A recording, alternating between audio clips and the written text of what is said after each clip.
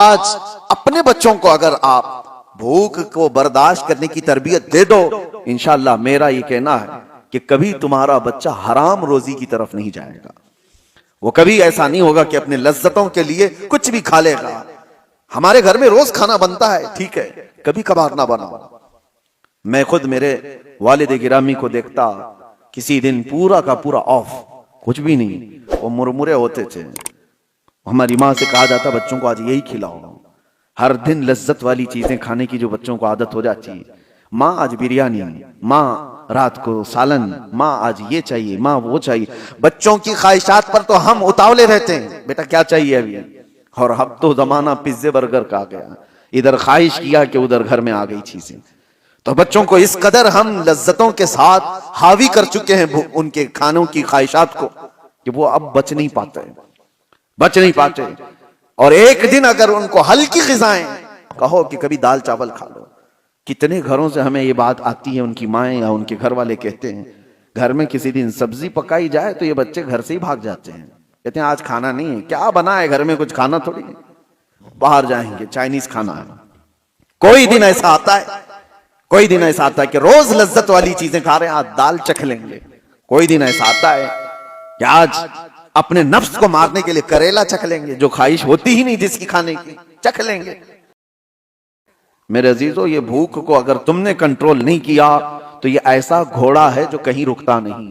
نفسانی خواہشات، اس کو لگام دینا پڑتا ہے.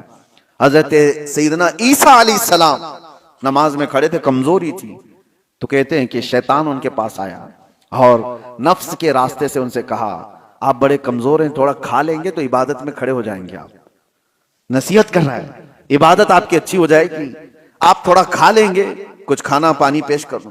سیدنا عیسیٰ علیہ السلام جلال میں اور کہا یقیناً بھوک تو لگی ہے، پیاس تو لگی ہے، لیکن تجھ جیسا شیطان اور یہ کہے کہ کھا لیں عبادت میں طاقت آ جائے گی، یہ سمجھ سے باہر ہے. حضرت عیسیٰ علیہ السلام نے اسی وقت کہا میں مر جاؤں گا لیکن تیری پیشکش کو قبول نہیں کروں گا، تیری طرف سے جو بھوک مٹانے کی بات کی جا رہی ہے. اور اسی وقت عیسیٰ علیہ السلام نے یہ فرمایا کہ مجھے پتا ہے کہ شیطان اگر سب سے زیادہ بلکتا ہے، تڑپتا ہے تو انسان کی بھوک سے، کہ یہ بھوکا رہے گا تو میرا وار اس پر نہیں ہو پائے گا. شیطان کو اس بات کا ہمیشہ ڈر ہے کہ جو بندہ بھوکا اور پیاسا رہ جائے اور اس کو برداشت ہو جائے تو شیطان کہتا ہے کہ اس پر تو میرا وار ہو نہیں پائے گا، مشکل ہو جائے گا، اس کو کھلاؤ، اس کو پلاؤ. روزہ چھوڑنے کی جتنے لوگوں کے دلوں کے اندر یہ خواہشات آتی ہیں وہ نفس ان کا روزے سے دور کرتا ہے. وہ شیطان کا جاسوس کہا گیا ہے نفس کو، جو چھوڑ کر کے گیا ہے.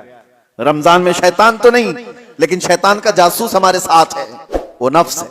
ہمیں کن کن چیزوں کی خواہشات ہے یہ نفس اسے خبر دیتا ہے شیطان، اور اسی راستے سے وہ ہم پر حملہ کرتا ہے. نفس تو ہمارے سب کے ساتھ ہے. یہ تمہیں اندر سے کہے گا کہ بھوکے رہنے سے کمزوری آ جائے گی، فلاں ہو جائے گا، یہ ہو جائے گا، اور کھاؤ، پیٹ کو بھرتے جاؤ، اور نفس جب موٹا ہو جائے شیطان اس پر حاوی ہو جائے.